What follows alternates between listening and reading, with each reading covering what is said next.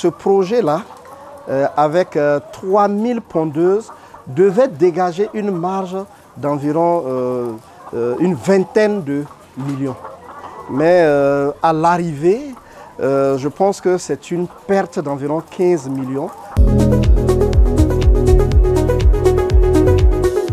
Je dirais que je suis né en brousse parce que mes parents étaient en Côte d'Ivoire. Il y avait une plantation dans laquelle j'ai fait toute mon enfance. J'ai gardé la nostalgie de cet environnement-là. Dès que j'ai pu acquérir des moyens pour avoir une exploitation, j'ai voulu recréer en réalité cet environnement-là. C'est une ferme de pondeuses que nous avons mise en place ici. Le bâtiment dans lequel nous sommes ici, si je prends le bâtiment lui-même et les différentes cages, ont coûté environ 20 millions. Mais en plus de ces investissements-là, vous savez que la contrainte principale de l'élevage de pondeuses dans notre zone, c'est la température. Donc nous étions obligés ensuite d'investir dans des humidificateurs. Si je prends les humidificateurs et l'installation électrique, nous sommes encore à environ 5 millions pour cet investissement-là. Nous avions acheté 3400 pondeuses et l'estimation était qu'on pouvait avoir 10% de perte et qu'on allait avoir au moment de la ponte environ 3000 pondeuses.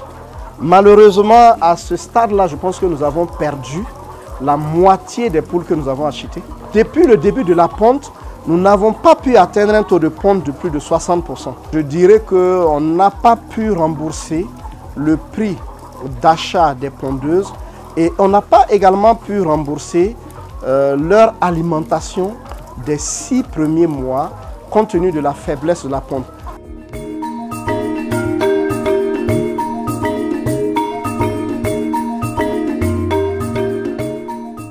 En termes de formule alimentaire, nous avons changé plusieurs fois de formule sans connaître réellement d'amélioration.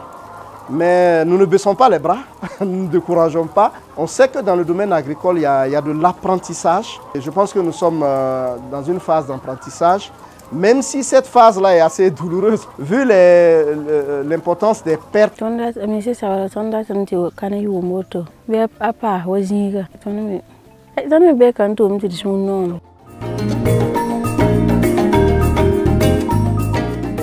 Je pense que la formation est vraiment fondamentale pour le promoteur dans une activité, pour lui permettre de maîtriser les risques. Initialement, je me suis lancé en disant que je suis fils de paysan, hein. Je connais les plantes, je connais les arbres, je connais les poules, on en élevait quand j'étais petit.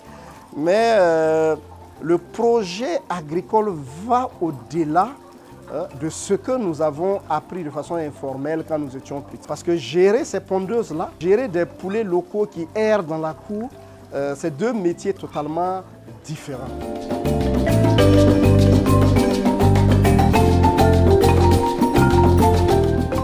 Certains disent que les conseils ne conseillent pas, que c'est les conséquences qui conseillent. Initialement, plusieurs personnes m'avaient dit de commencer petit. Mais j'avais tellement d'ambition sur cette ferme-là que je m'étais dit que j'allais quand même commencer à 3000 et que j'allais pouvoir m'entourer des compétences nécessaires pour ne pas échouer. Malheureusement, ça n'a pas été le cas. Donc le principal conseil que je fais, c'est de commencer petit. Mais si vous avez déjà mis toutes vos économies et tous vos fonds pour commencer à un niveau élevé, s'il y a un échec, vous risquez de ne pas vous relever.